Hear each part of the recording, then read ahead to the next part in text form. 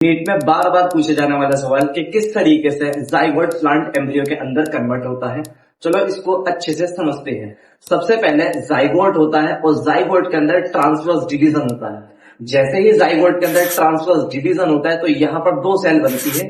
ऊपर वाली सेल को हम टर्मिनल सेल और नीचे वाली सेल को हम बेसल सेल कहते हैं। इस तरीके से टोटल 4 सेल का एक एम्ब्रियो बनता है जिसको हम प्रो एम्ब्रियो कहते हैं। फर्दर प्रो एम्ब्रियो के अंदर जो बेसल सेल होती है वो हॉरिजॉन्टली डिवाइड होती है तो 6 से 10 सेल का एक सस्पेंसर बनता है।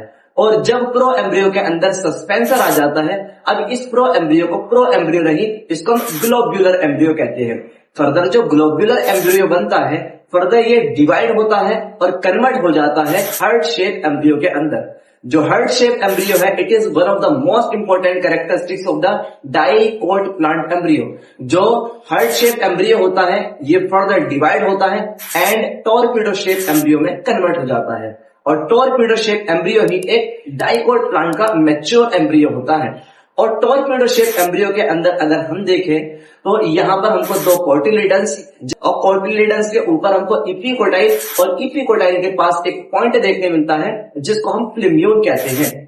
और डाइकोट के नीचे हमको हाइपोकोटाइल देखने मिलता है और हाइपोकोटाइल के नीचे से रेडिकल निकल कर आता है। रेडिकल से रूट बनती है, फ्लेम्यूल से शूट बनती है और रेडिकल के ऊपर एक रूट कैप होता है। ये कुछ कैरेक्टरिस्टिक्स है हमारे डाइकोट के एम्ब्रियो।